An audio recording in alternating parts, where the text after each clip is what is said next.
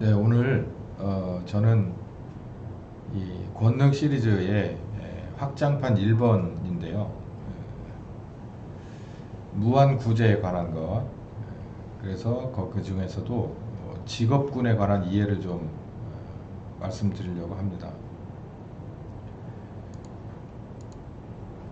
하나님 나라에는 그러니까 하나님 나라의 경제학은 우리와 조금 다릅니다. 일단 이 두 가지를 좀 비교해 보는 시간을 갖겠는데, 하나님 나라의 경제학이 아주 고스란히 잘 드러나 있는 곳이 사도행전 2장의 초대교회의 모습입니다. 초대교회의 모습은 먼저 그의 나라와 그의 의가 있고, 그리고 하나님의 공급하심이 있었던 그 일이 그대로 여기 펼쳐져 있습니다.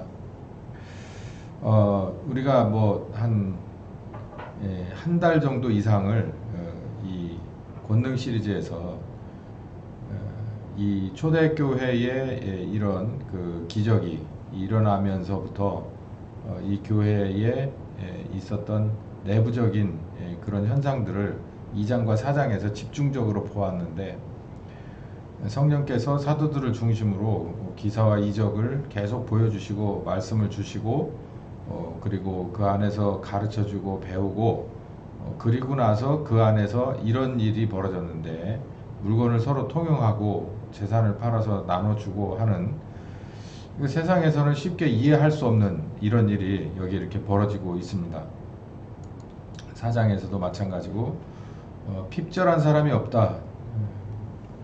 그러니까 어떻게 보면 사실 요즘으로 말하면 교회 시간을 저렇게나 많이 할애하는데도 그 중에는 일일 노동자도 있을 테고 뭔가 이 모아두지 않은 것이 있는 사람들이 있을 텐데, 그렇지 않았다는 거예요. 여기서 이렇게 핍절한 사람들이 없고, 또 왜 그러냐면 있는 사람들이 자기의 가진 밭이나 집을 팔아서 뭐 이렇게 만약에 지금 한다고 치면 그걸 신천지라고 얘기할 수 있을까요? 뭐 광신도라고, 뭐 종말론자들 아마 이렇게 얘기할 수도 있을 건데, 여기에 있는 모습은 굉장히 지금 현재 우리들의 그런 잣대로 재면 과격하다 이렇게 볼 수 없고, 또 특히 여기에 있는 이 모든 이 사유 재산을 서로 나누어서 썼다, 통용했다, 팔았다, 그리고 나눠줬다라고 하는 이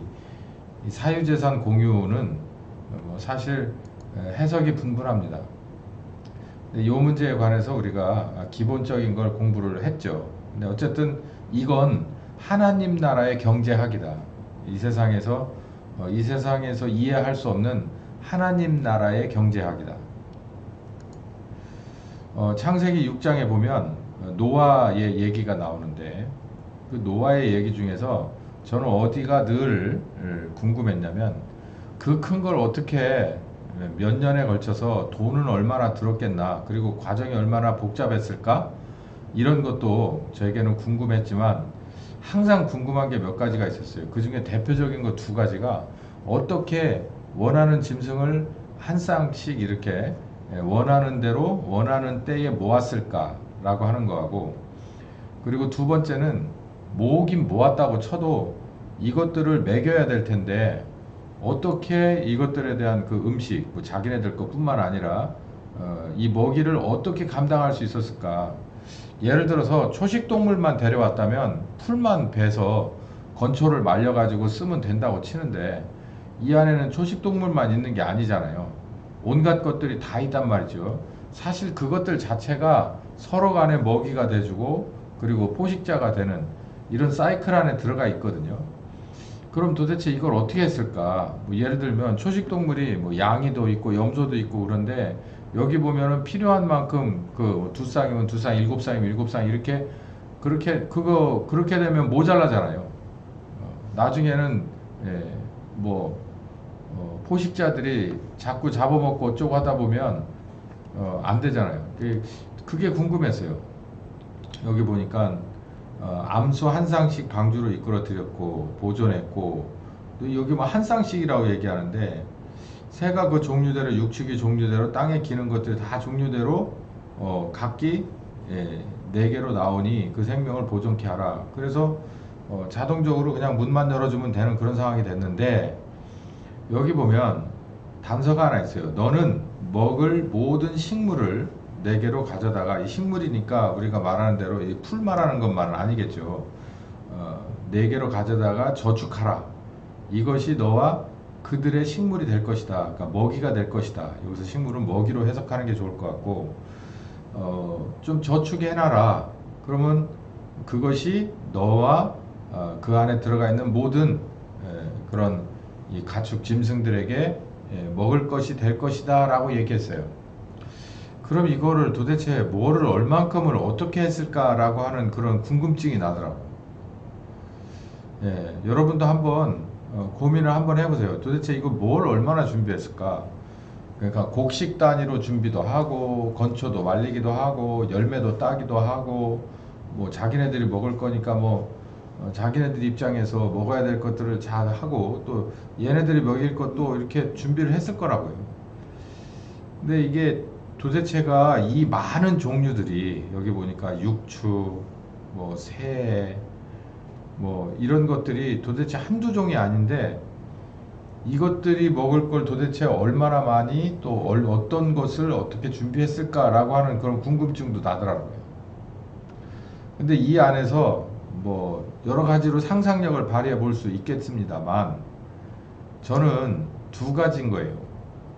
이 안에서 아마도 저축한 것을 따박따박 한 끼에 조금씩 조금씩 나눠서, 이게 도대체 며칠을 이러고 있을지를 모르는데 도대체 이거를 몇 그램씩 혹은 몇 킬로씩을 줘야 될지 이거를 계산도 안 나오는 상황에서, 이게 도대체 방주에 얼마나, 이게 방주만큼을 저축을 해야 되는 건지.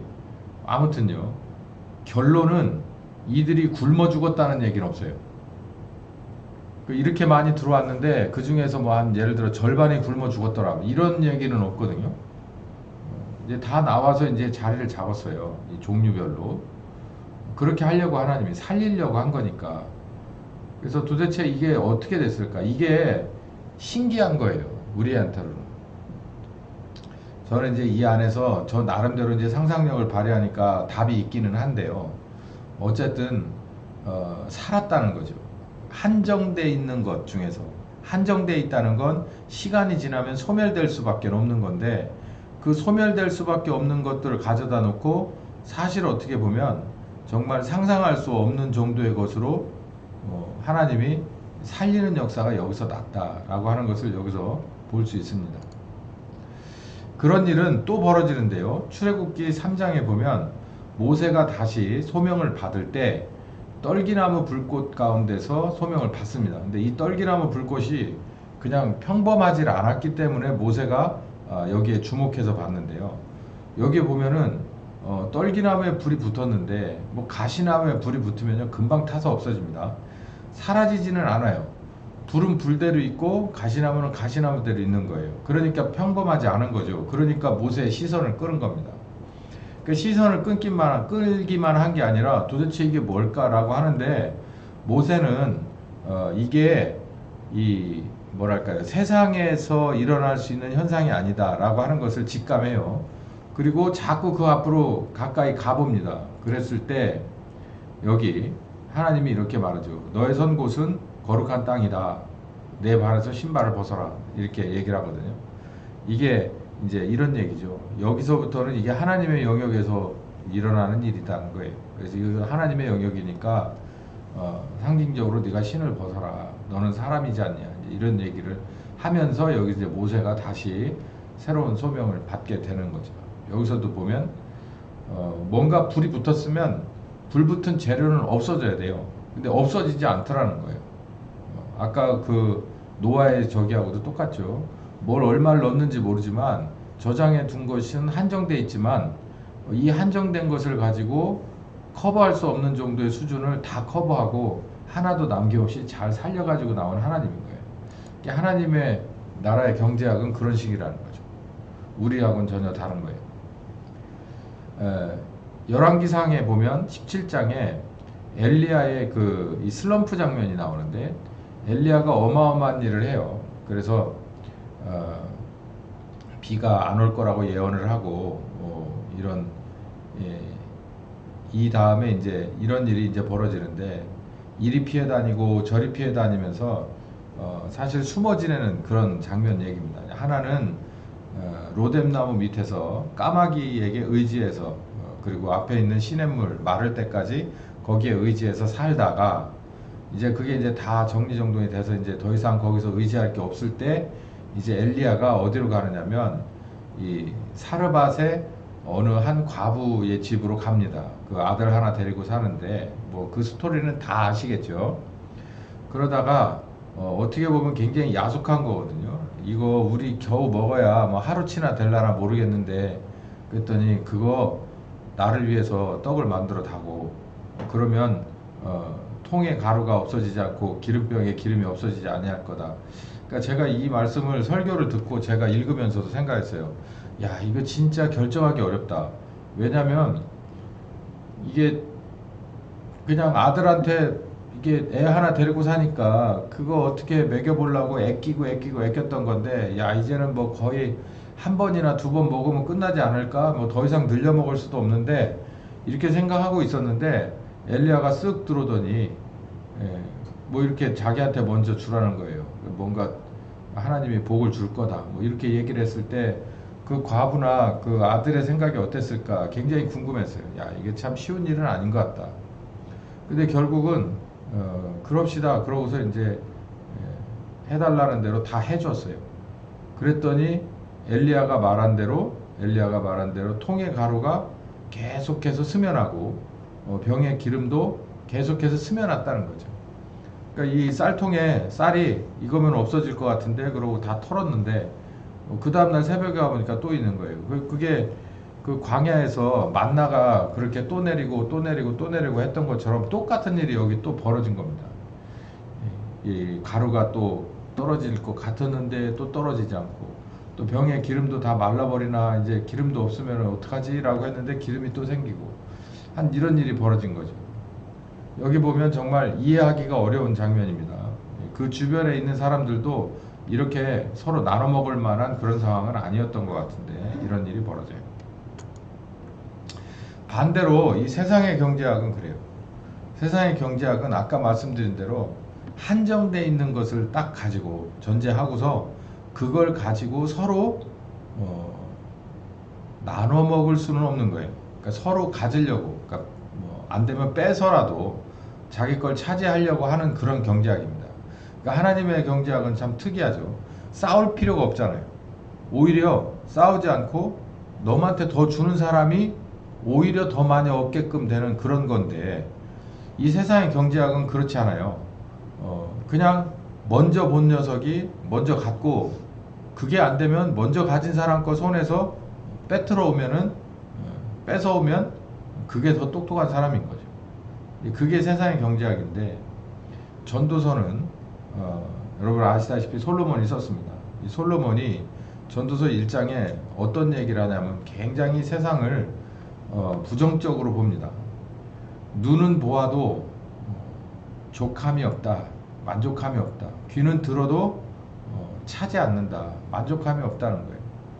어떤 걸 그러니까 이게 눈으로 보기만 하고 귀로 듣기만 하겠어요? 손으로 뻗어서 잡기도 하겠죠. 솔로몬이 쓴 거잖아요.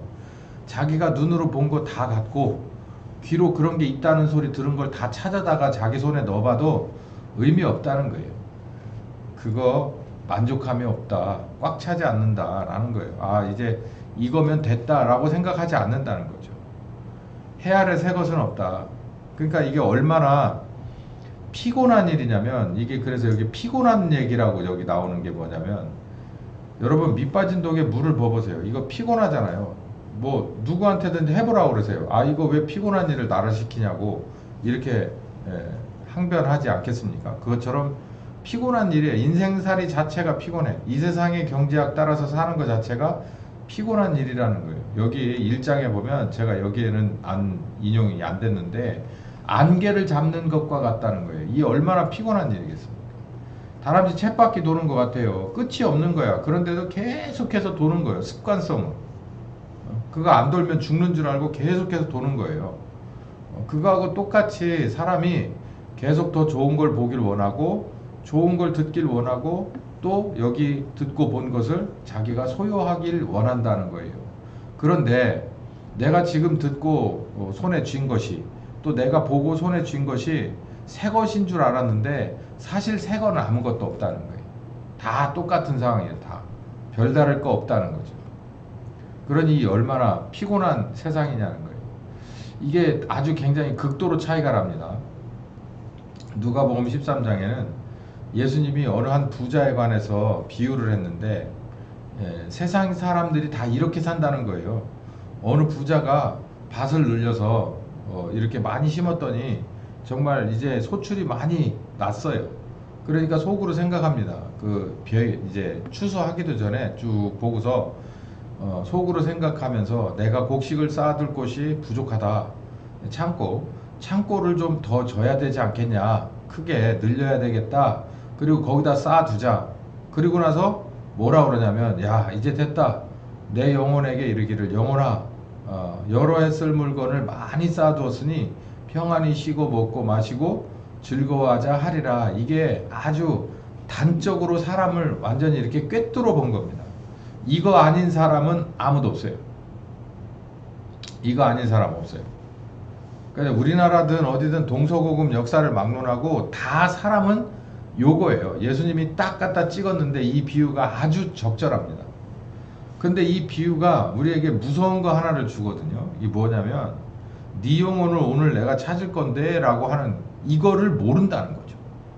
이걸 모르고 이러고 산다는 거예요. 자기 가진 것에 만족을 못하고 옆에 있는 거 더 갖고 싶어 하고, 그리고 그걸 내 거로 만들고, 그리고 헬렐레 하는 거예요. 아, 이제 됐다 헬렐레. 그러고 또 가만히 며칠 지나서 옆에를 보니까 또 저거 갖고 싶은 거예요. 그러니까 그걸 무슨 수를 써서라도 그걸 가지고 또 이리 보고 저리 보면서 헬렐레 하는 거예요. 그러다가 뭐 하냐면 어느 날 갑자기 죽는다는 거예요. 뭐 그 뒤야 자기가 행한 대로 심판을 받겠죠. 이사야가 이렇게 40장에 이랬습니다. 모든 육체는 풀이다. 그 아름다움은 들의 꽃과 같다. 이게 풀이고 꽃이다라고 하니까 하찮은 거다라는 얘기가 아니고요. 한계가 금방 온다는 얘기예요. 금방. 풀은 마르다. 마르고 꽃은 시든다. 왜냐하면 여호와의 기운이 그 위에 불미라는 거예요. 그러니까 하나님이 이 풀과 그리고 꽃, 이거 안에는 사람도 들어갑니다. 이 풀이나 꽃이나 사람이나 이 모든 이 자연계의 모든 것은 여호와의 기운, 어떤 기운이에요? 시작이 있으면 끝이 있는, 그 시작에서 끝으로 달려가는 바로 그 기운을 말하는 거예요. 거기서 예외가 없거든요. 그 기운이 있기 때문에 곧 마르고 시들을 수밖에는 없는 거다. 그런데 하나님의 말씀은 영영이 선다라는 얘기예요. 이렇게 비교를 해놨거든요. 이게 답을 여기다 이렇게 딱 주는데, 그러니까 하나님의 나라의 경제학과 세상의 경제학, 우리가 지금 무한 구제, 그리고 헌금하고 구제하고 헌금하고 구제하고 한 이걸 보면 하나님 나라에서만 있을 수 있는 일입니다. 이 세상에서는 절대로 이루어질 수 없는 일이에요. 왜냐하면 이 세상의 경제학은 한정되어 있는 것을, 한계가 있는 것을 서로 가지려고 하는 거기 때문에 아예 접근 자체가 틀려요. 그래서 하나님 나라의 경제학하고 이 세상의 경제학은 전혀 다르다. 그런데 초대교회는 하나님 나라의 경제학이 그곳에 펼쳐졌다. 그러니까 하나님 나라라고 하는 거예요. 그래서 거기가 하나님 나라라고. 그러니까 이 세상의 경제학으로 하나님 나라의 경제학을 재단을 하면 겹치는 부분이 있을 수가 없어요. 이해가 안 돼. 어떡하지? 저 사람 양쪽 주머니에 들어있는 거, 이쪽은 밭 들어있고 이쪽은 집 들어있는데, 또 여기 보니까 자기가 가지고 있는 유가증권 있고 뭐 있고 다 꺼내놓으면, 이거 꺼내놓고 이거 놓고 그거 꺼내놓으면 아무것도 없는데, 그러면 끝 아닌가? 이렇게 생각하는 거예요. 그 다음엔 어떡하려고? 이렇게 생각하는 것은 세상의 것이란 거예요. 근데 하나님 나라에서는 뭐냐면, 여기서 꺼냈는데 또 나와. 또 여기도 빈 건 줄 알았더니 또 이렇게 뒤져보니까 또 나와. 그러니까 이쪽에서는 이걸 이해할 수가 없는 거예요. 그런데 이 사도행전에서 이 교회는 바로 그 일이 벌어졌다는 겁니다. 그 일이. 그래서 제가 성경 말씀을 대충 찾아보니까 이렇게 몇 군데에서도 이렇게 뚝뚝뚝뚝 나오는 게 하나님 나라에서만 일어날 수 있는 일이 성경에서 여러 군데에 있었다라는 거죠. 이 세상의 경제학은 굳이 말할 필요가 없는 겁니다. 자, 이제 이 하나님 나라의 경제학하고 우리 지금 세상의 경제학을 놓고 얘기를 했는데, 잠깐 뭐 한 5분 정도만 지금 있는 세상을 한번 가만히 이 세상의 경제학과 하나님 나라의 경제학 측면에서 보자고요. 여기에는 믿지 않는 사람은 제외입니다. 그 사람들은 뭐 세상에서 태어났으니까 세상으로 가니까. 예수님이 요한복음 6장에 그랬잖아요. 넌 밑에서 났고 난 위에서 났다. 그러니까 우리는 밑에서 났지만 위에서 다시 거듭난 사람이잖아요. 이 거듭난 사람이라는 게 굉장히 큰 의미가 있더라고요. 새로 난 사람이니까 옛날 방식으로 살면 안 돼요. 우리는 이제는 사실상 부모가 달라요. 육체로 난 게 아니라 영으로 났기 때문에 영으로 난 부모의 방식대로 살아야 돼요. 하나님 나라의 방식대로 살아야 되는 겁니다. 근데 우리가 아직도 육체의 부모에게서 난 대로 산다면 그건 잘못된 거라는 거지. 성경입니다. 그러니까 믿는 사람들, 소위 말해서 예수 믿고 거듭났고 이제 뭐 나는 천국을 가네 안 가네 뭐 갈 거네 마네 이렇게 얘기하는 사람들만 얘기하자고요. 그 아닌 사람들은 놔두고. 그러면 우리는 하나님 나라의 경제학으로 살아야 되는데, 하나님 나라의 경제학으로 살았을 때 어떤 일이 벌어지고 세상의 경제학으로 산다면 어떤 일이 벌어지냐면, 여기서 나오듯이 세상의 경제학으로 살면 있는 것을 계속해서 잘라먹기 때문에 나중에 어떻게 되냐면 그 안에 잘라먹은 사람까지도 없어져요. 어느 한 사람이 남거나 그 한 사람도 결국은 죽어버리는 거예요. 그러니까 살리는 경제학이 아니에요. 근데 하나님 나라의 경제학은 그 안에 가진 게 별로 없는 사람들이 여럿이 모였는데 나중에 보니까 있죠. 더 많아지는 거예요. 더 부자가 되고 더 많아지는 거예요. 왜 그럴까요? 이 세상의 경제학에는 없고 하나님 나라의 경제학에는 있는 게 있는데, 그게 바로 마태복음 6장이에요.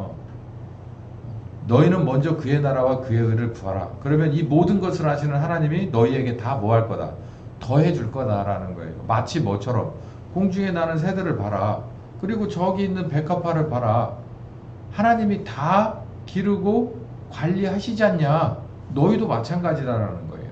그 일이 실현되는 곳이 하나님 나라의 경제학이 펼쳐진 하나님의 나라고, 그리고 하나님의 나라의 자녀고, 그리고 하나님 나라의 일꾼이고, 명목상으로 내가 하나님의 뭐 어쩌고 하는데 그렇지 않은 세상 속에서 살면 핍절해집니다. 핍절해져요. 계속 핍절해져. 있는 것 같은데도 계속해서 뭐냐면 또 들어가야 될 게 또 있어요. 또 계속해서 집어 넣어줘야 될 게 있는 거예요. 그러니까 그걸 찾아서 또 돌아다니고, 그걸 잡았는데 또 좀 있으니까 더 큰 구멍이 생겨서 그거 틀어 막으려고 또 딴 걸 하러 다녀야 되는 거예요. 그런 일이 벌어지는 거예요.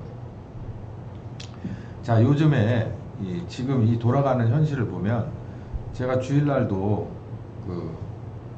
이 동영상을 녹화하기 전에 말씀드렸다시피 지금 있는 지금 이 소란이나 이 혼란, 사실상 이게 내란인데요. 이 내란은 사실상 돈입니다. 돈의 힘이에요. 돈의 힘. 이 돈의 힘인데, 이 돈의 힘이 뭐 정말 아담과 하와 그 이후로는 지금까지 다 돈이라고 하는 것에 힘이 있었어요. 돈이라고 생겨먹은 것이 생겨나면, 아니 그 이전부터 범죄가 자리 잡으면서 지금까지 돈의 힘이라는 게 어마어마하거든요. 그러면 예수 믿는 사람은 돈이 뭐 힘이 없냐? 아니 힘이 있죠. 돈의 힘이 있어요. 우리가 왜 그걸 모릅니까? 근데 돈의 힘보다 하나님의 힘이 더 세다고 믿는 사람이고 우선이라고 생각하는 사람이라는 게 결정적으로 다른 건데, 지금 있는 이 일은 예수 믿는 사람들이 돈의 힘을, 만몬의 힘을 여호와 하나님의 힘보다도 더 숭배하기 때문에 일어나는 일입니다. 세상 사람들은 만몬이 제일이에요. 자기네들은 무교라고 하지만 사실은 무교, 돈을 믿는 신이에요. 돈을 믿는 신자라고.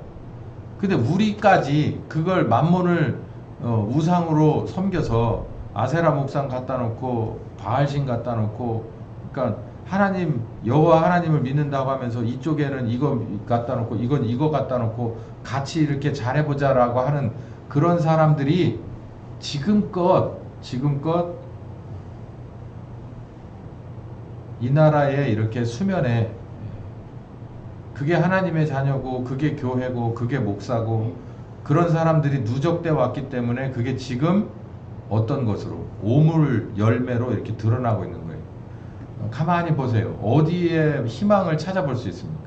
없어요. 한 군데도 없고 여러분이 생각하는 그 어떤 것보다도 더 악한 그런 상황으로 계속해서 몰려만 갈 거라고. 이건 좋은 일이 벌어질래 벌어질 수 없는 상황이고 특히 외국에서 이걸 도와줄래 도와줄 수가 없는 상황이에요. 그렇기 때문에 갈 때까지 가야 됩니다. 갈 때까지 가야 되고 하나님이 원하는 터닝 포인트가 있다면 그나마 감사한 일인데 그곳으로 가게 돼요. 근데 이 책임은 누구에게 있냐면 세상 사람들은 돈밖에 없어요. 그냥 위도 없고 아래도 없고 옆도 없어요. 그냥 돈이면 다예요. 한민족이라고 하잖아요.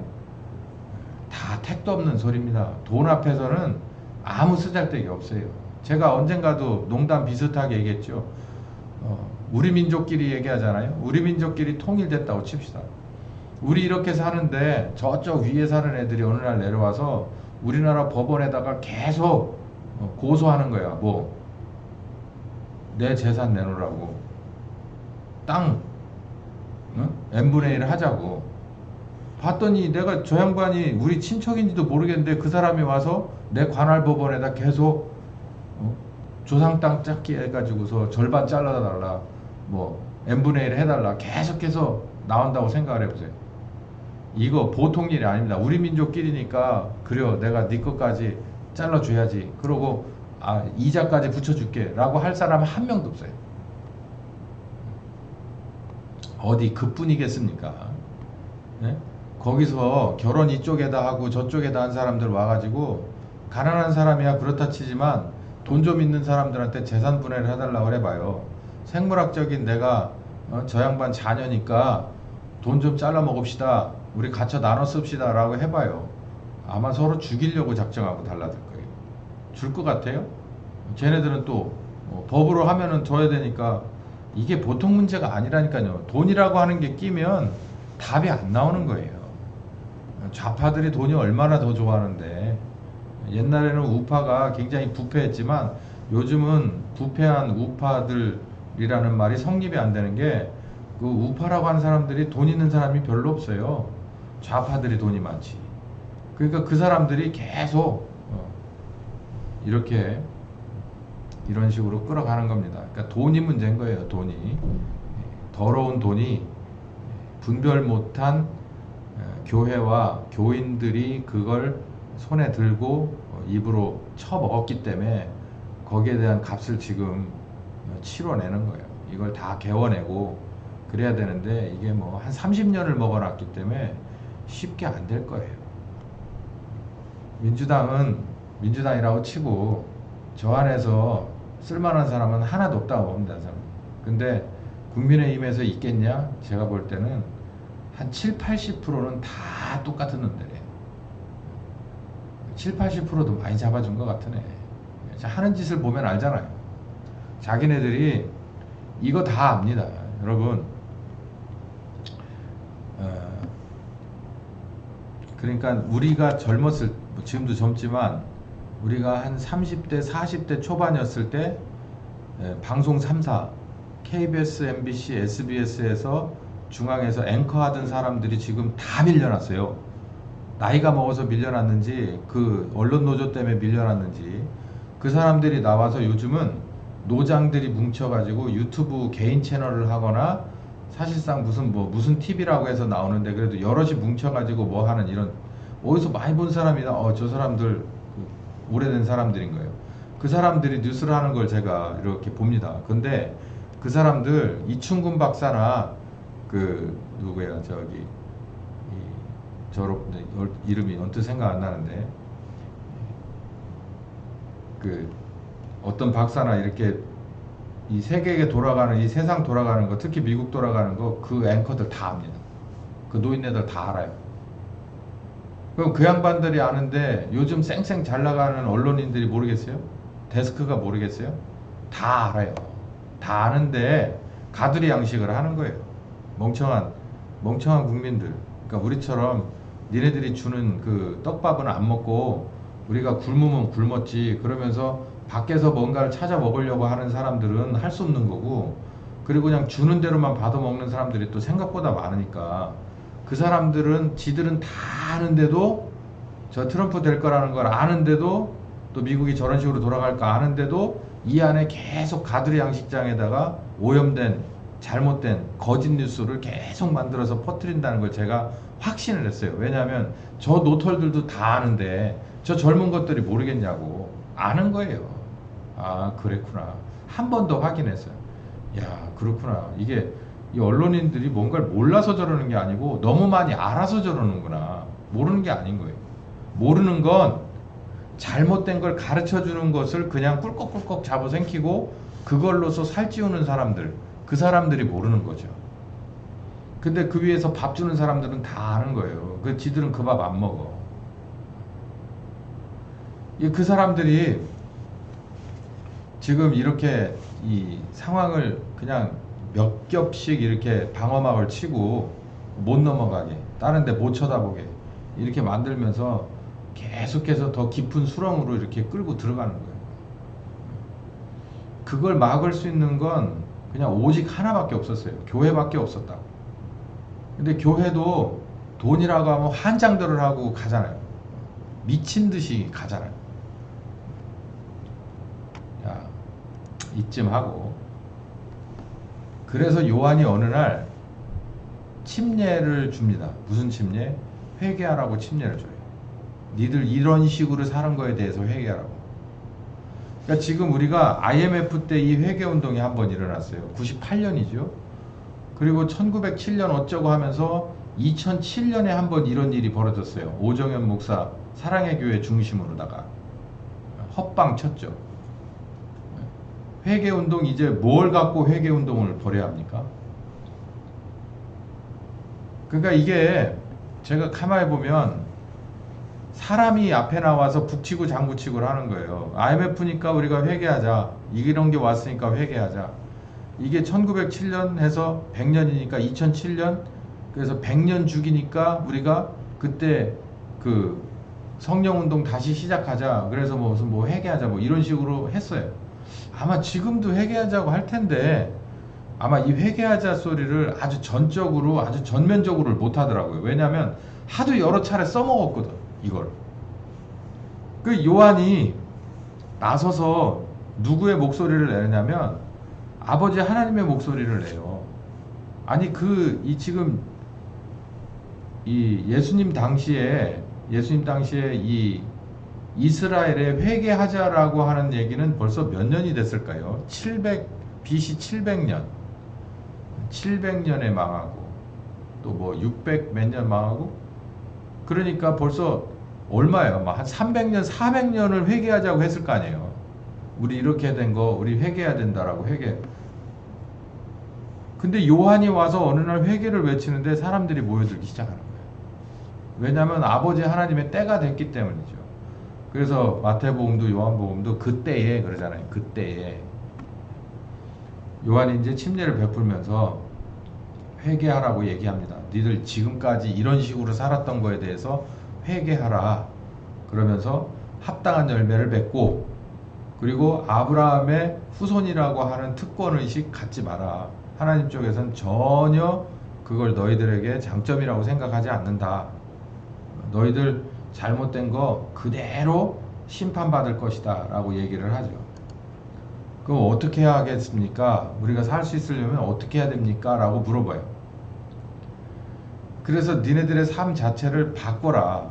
니들이 잘못됐다라고 하는 삶을 완전히 바꾸는 것이 회개의 완성이다 라고 얘기하면서 세리에게, 여기 이제 뭐 이 두 벌 옷 나오잖아요. 두 그릇의 밥 여기 이게 나오고, 여기 이제 이 두 벌 옷이 그리고 두 그릇의 밥은 여러분 뭐 제가 누차 말씀드렸다시피 각자에게 주어진 그 이상 플러스 알파는 자기 거가 아닌 거예요. 근데 그걸 자기 거라고 꼭 쥐면 그게 죄라는 거죠. 거기서부터 출발하는 거라는 거예요. 거기서부터. 하나님은 하루에 한 벌을 주고, 한 사람 앞에 한 벌을 주고, 그리고 한 그릇을 줬다는 거예요. 근데 그거 이상을 자기 거라고 하면 그건 죄라는 거죠. 세리들에게 이제 세부적으로 말합니다. 정한 세, 그리고 군병들에게도 받은 요, 이게 급료를 말하는 거겠죠. 그거 이상을 늑징하거나 강제로 징수하거나 아니면 강포에서 뺏어서 갖는 것을 금해라. 그러니까 똑같은 얘기를 여기에다가 적용해 주는 거예요. 이 세리에게도 한 벌 옷과 한 그릇의 밥이 주어져 있고 거기에 격에 맞는, 군병에게도 한 벌 옷과 그리고 한 그릇의 밥이 정해져 있는 거예요. 근데 그 이상의 것, 내가 이거 갖고서는 목말라서 못 살고 배고파서 못 사니까 조금 더 먹어야겠어 라고 하는 것이 잘못된 거라는 거예요. 그게 이 얘기를 여기서 한 거예요. 이거에 대해서는 다 들으셨겠죠. 이제 공부를 한 바입니다.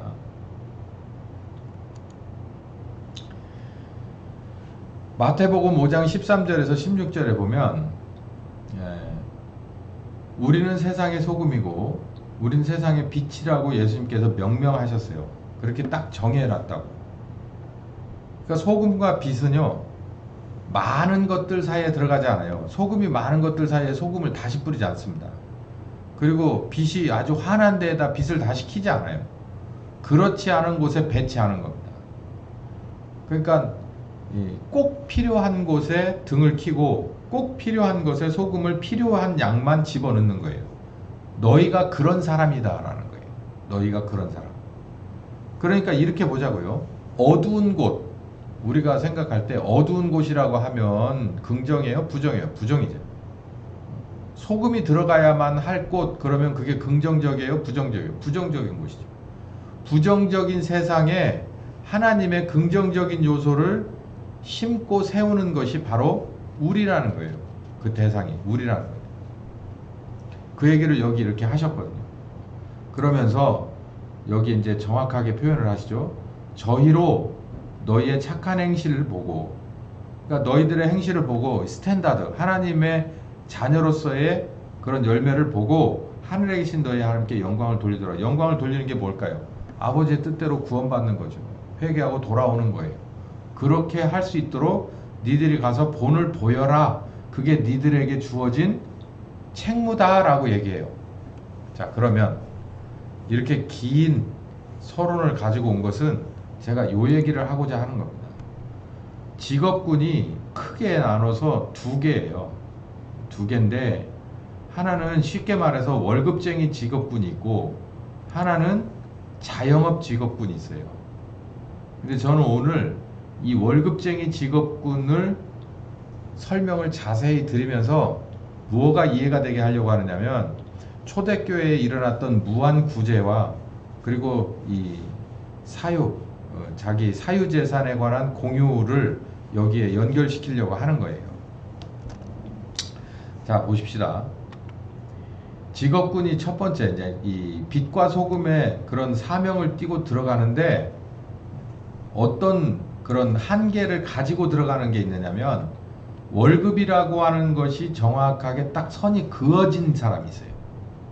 그런 직종, 우리가 소위 말해서 월급쟁이 이렇게 말하는데 여기서 말하는 월급쟁이 뭐 이렇게 해서 예를 들면 내가 저기 가서 무슨 뭡니까 뭐 생산직으로 일하면서 월급쟁이 이런 거 말하는 그런 월급쟁이가 아니라 여기서 보면 이 본문에서 보면은 이 세무 공무원이었던 세리 그리고 군인 공무원이었던 군병 이것처럼 딱 정해져 있는 월급이에요. 이런 식의 직군을 말하는 거예요.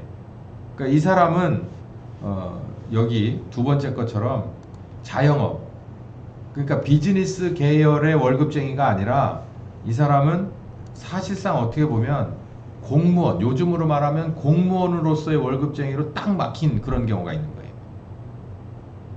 이 직업군이 크게 두 가지 이게.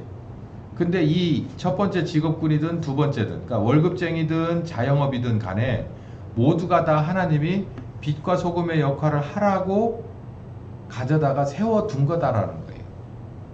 자, 그러면 무슨 얘기를 하고 싶은 겁니까?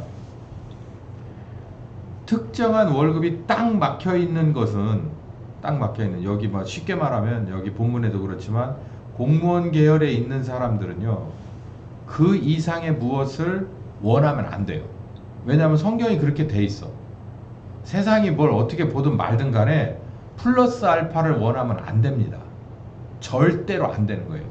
왜 그러냐면 플러스 알파를 원해버린 그런, 그러니까 원하게 되는 순간 뭐가 무너지냐면 빛과 소금으로서, 이게 세상에서 그 이런 거 놔두고 빛과 소금으로서의 위치가 흔들려요. 위상이. 그러기 때문에 그걸 건드리지 말아야 돼. 그 안에서 자기가 해야 될 일을 해야 되는 거예요. 그래서 여기 본문에 이 세무공무원에게 정한 세금이 있고 군인 공무에게 주는 월정 급여가 있는 거예요. 그거 이상으로 달라고 하지 마라. 그러니까 이 얘기가 왜 나왔을까요? 침례요한의 입에서 이 얘기가 왜 나왔을까? 이렇게 사는 사람이 없는 거예요. 이 세리로서, 군병으로서 그렇게 살지 않아. 내가 받는 월급이 뭐 소위 말해서 내가 본봉이 얼만데, 에? 한 달에 얼만데 그거 갖고 어떻게 살아? 그러니까 애들도 키워야 되고 나도 뭣도 해야 되고 뭣도 해야 되는데, 야 나도 사람인데, 그러면서 자기가 뭔가 플러스 알파가 더 원하니까 그거를 어디 가서 채우느냐면 여기서 늑징이라고 그러죠. 강제로 징수하는 거예요. 그러니까 그건 불법이잖아요.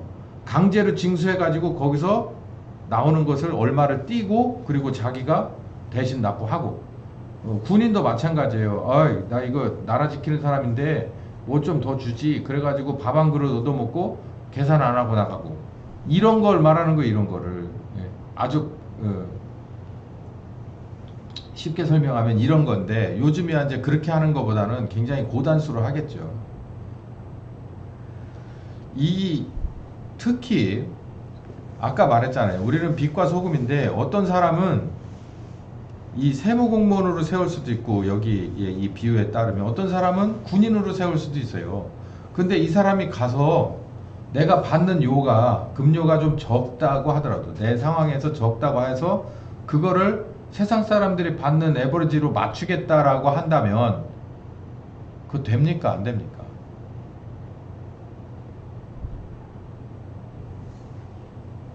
세상에서요, 우리가 교인이고 아니고를 떠나서 전 이렇게 생각해요.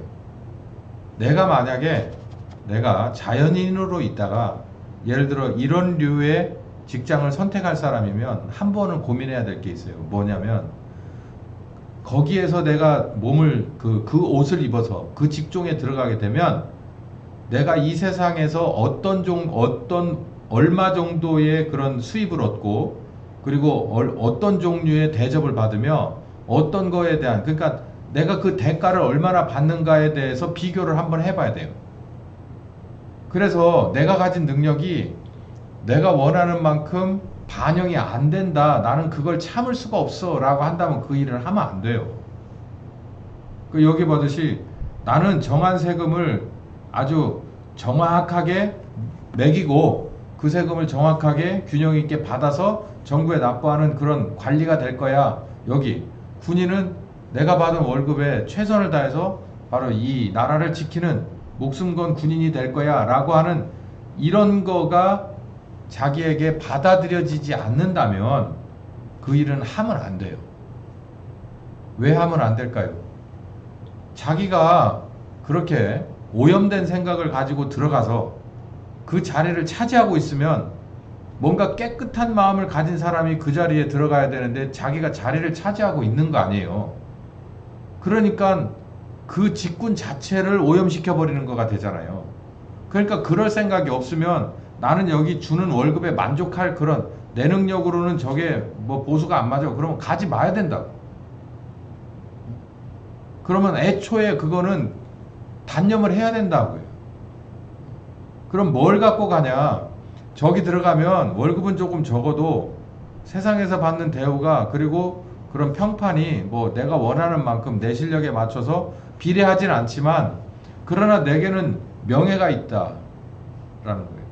이건 세상에서의 명예지요. 명예라 표현하고, 우리가 말하면 이게 하나님의 뜻대로 되는 거예요.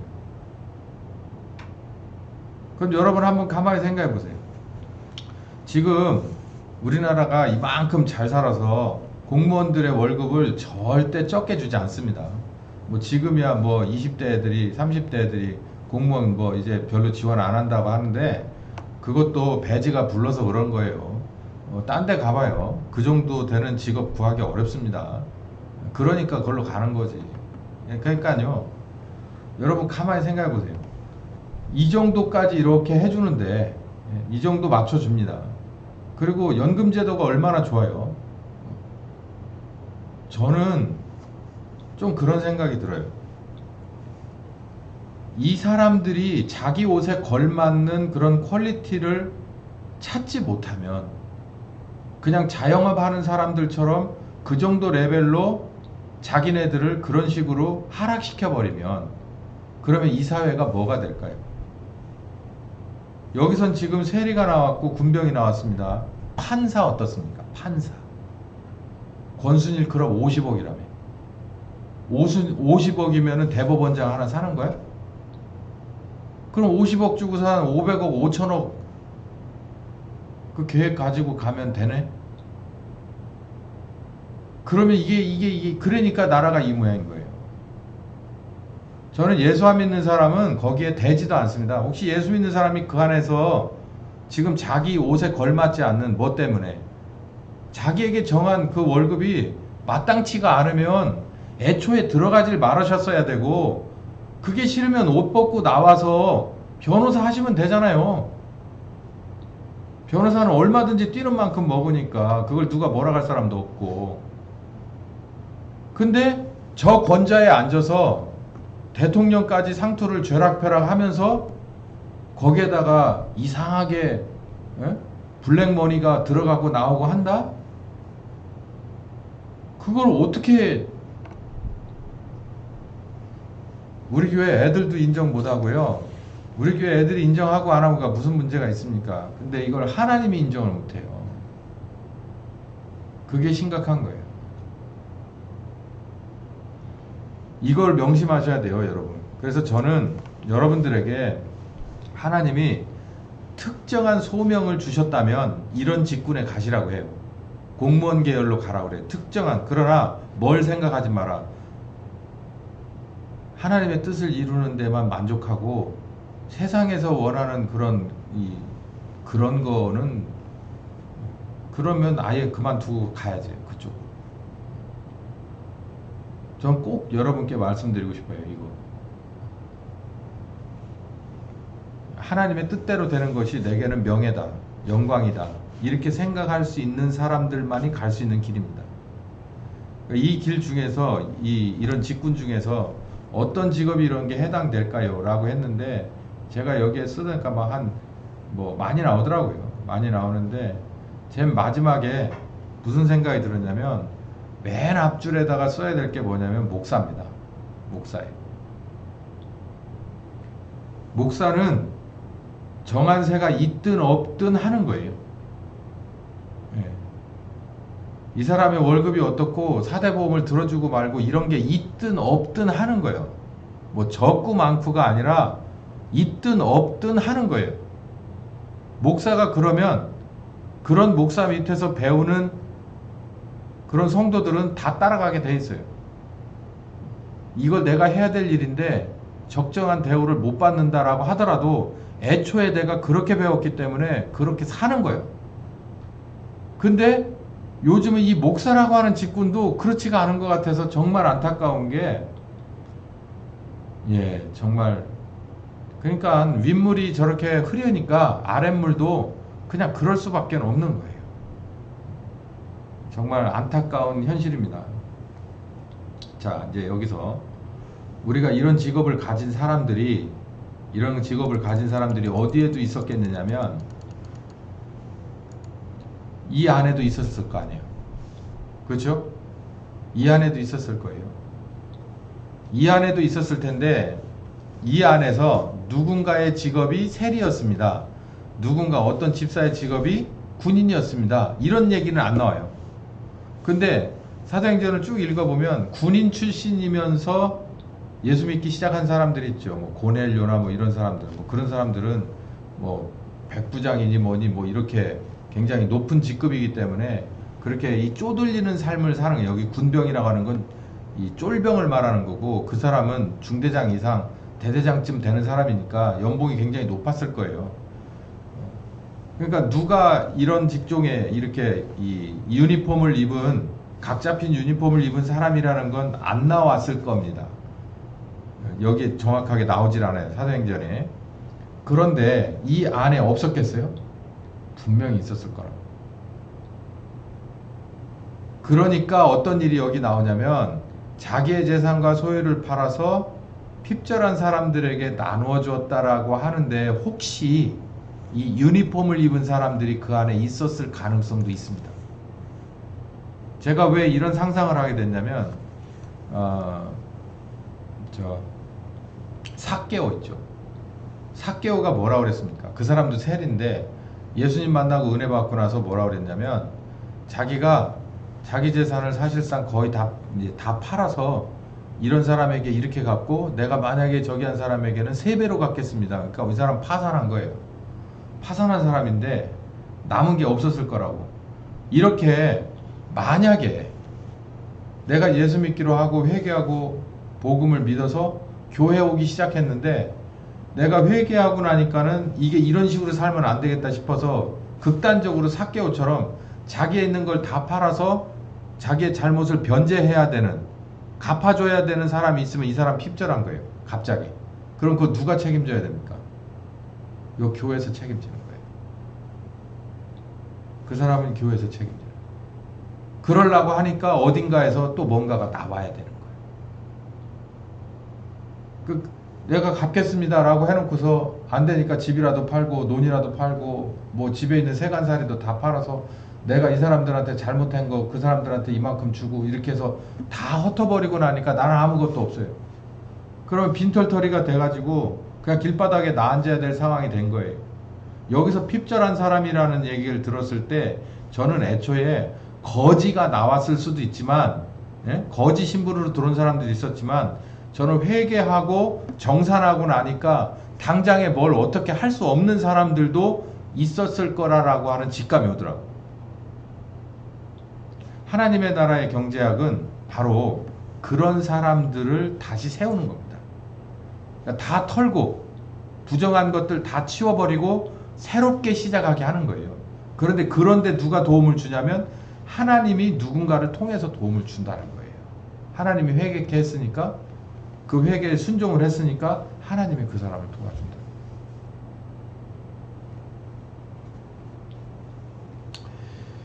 자, 우리들 중에서는, 저는 개인적으로 하나님이 정말 소명을 주셔서 너는 이런 유니폼을 입어라 라고 하는 일이 아니라면 그냥 저는 평범한 그냥 자영업자가 되길 바랍니다. 이 자영업자라고 하는 것은 노동을 파는 것도 같이 들어가요. 노동도 결국은 비즈니스니까 나는 이 기술을 가지고 들어가서 저 사람한테 내 기술력을 몇 시간 팔고 얼마를 얻는 거니까 그것도 자영업에 들어가는 거고, 제가 지금 말씀드린 이 유니폼 직구는 이 사람은 아예 어떤 식이 됐든 그 월급 이상을 늘어날 수 없는 사람을 말하는 거예요. 월급이 늘어나는 그 자체부터 이 사람은 이 삶의 주머니가 늘어나면 늘어날수록 그거에 대해서는 정리정돈이 된 사람이어야 된다는 거예요. 그 직책을 그래야잖아요, 여러분. 아까 말씀드렸잖아. 돈에 왔다 갔다 하면 되지. 딴 사람들은 돈에 왔다 갔다 하는 비즈니스지만 절대 돈에 왔다 갔다 하지, 흔들리지 말아야 할 사람들이 있어요. 그 사람들은 기둥처럼 서 있어 줘야 된다니까. 우리가 이게 리모델링을 하면 절대 건드릴 수 없는 데가 있어. 그걸 건드리게 되면 이 건물 자체가 흐느져 버리는 거예요. 그건 절대 건드리지 말고 나머지 거는 우리가 원하는 대로 고칠 수가 있는 거죠. 그런 사람들이 있단 말이에요. 그 직군이 있어요. 그 직군으로 이 하나님의 부르심을 받은 사람은 절대 평생을 무엇과 싸워야 되냐면 이 세상의 경제학과 싸워야 돼요. 이 세상의 경제학과 싸워서 자기는 절대 우상에 만몬신에 절하면은 끝나는 겁니다. 그게 그날로 끝나는 거예요. 제가 말씀드렸죠. 지난 주일날 하나님이 우리에게 하신 게 있다고, 정해놓은 게. 니네 한 번 죽는 것은 하나님이 정한 거예요. 그리고 난 다음에는 심판이 있어요. 그러니까 우리가 어떤 직군에서 어떤 식으로 일하고 살든 결론은 하나예요. 죽을 거고, 예? 죽을 거고, 그리고 심판에 넘긴다는 거예요. 평가하겠다는 얘기죠. 그 점 명심해서 살아야 됩니다. 그러니까 하나님이 내게 어떤 것으로 부르셨는지는 우리가 개개인들마다 다 다릅니다. 그 소명 따라서 내가 어떤 포지션에서 어떤 그런 제스처를 취하면서 살아야 될지는 우리가 그 하나님의 뜻에 맞게끔 나를 부인하고 그 길을 걸어가야 되는 거예요. 그렇지 않으면은 거기에 맞는 심판을 받겠죠.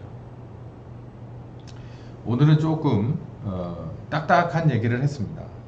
아마 이제 요 얘기를 잠깐 리뷰를 하고 이제 주일 같은 경우에는 이제 본격적으로 이제 자영업에 관한 얘기를 할 거예요. 자영업에 관한 얘기를 할 때가 됐습니다. 지금 우리 교회 사람들은 이걸 좀 들어야 되고 여기에 맞춰서 또 믿음 가지고 우리가 하나님 주시는 귀한 기회와 은혜를 잡아야 될 때가 됐어요. 그 얘기를 조금 더 하게 될 텐데 어쨌든 하나님 나라의 경제학과 이 세상의 경제학을 가만히 분별해 보고 하나님이 나를 어떤 직군의 사람으로 부르셨나 그걸 명심하고 만약에 분명한 유니폼을 입어야 될 사람이라면 그 유니폼을 입는 순간부터 그 유니폼을 벗는 하나님의 부르심을 입는 땅끝까지 최소한 뭐에는 지배받지 말아야 되냐면 이 세상의 만몬신의 지배를 받으면 안 돼요. 그러면 아무것도 안 됩니다. 그 자체가 안 돼요. 물론 우리가 자영업자라도 만몬신의 지배를 받을 게 아니라 하나님의 지배를 받아야 하지만 하나님의 권능 가지고 만몬신을 다스려야 하지만 그러나 특히 이 유니폼을 입는 직군은 이 점이 명확해야 됩니다. 그렇지 않으면 하나 많아요. 사실 근데 유니폼을 입는 직군은 요거 하나만 똑바로 지켜도 자기 임무의 70-80%는 다 하는 거예요. 흔들리지 않아요. 그거에 따라서 기도하겠습니다. 감사하신 하나님, 세상이 이렇게 거꾸로 돌아가는 것은 사실은 복잡한 게 아니라 간단한 데 있습니다. 하나님의 자녀가 빛의 열매를 내지 못하기 때문이고 빛의 열매를 내지 못하는 것은 여호와 하나님보다 더 사랑하는 것이 따로 있기 때문에 그렇습니다. 그 만몬신의 결과가 지금 이렇게 혼돈을 주고 많은 사람에게 실망과 그리고 좌절을 줍니다. 그럼에도 불구하고 소망을 우리가 품는 것은 우리를 사랑하신 그리고 죽고 부활하신 함께 하시는 예수 그리스도와 성령께서 계시기 때문에 그렇습니다. 이 귀한 말씀을 잘 들어보고 찾아보고 그리고 묵상하고 그리고 기도하며 따라갈 때 우리 주님께서 귀한 은혜를 더 많이 주셔서 우리 각인에게 주신 소명을 분명히 하게 하시고 그 소명에 맞게 주님 은혜 받고 힘을 얻어 권능을 얻어 우리가 세상을 다 다스리고 지배하며 그리고 하나님 앞에 영광 돌려드리는 우리가 되게 하여 주시옵소서. 예수님의 이름으로 기도했습니다.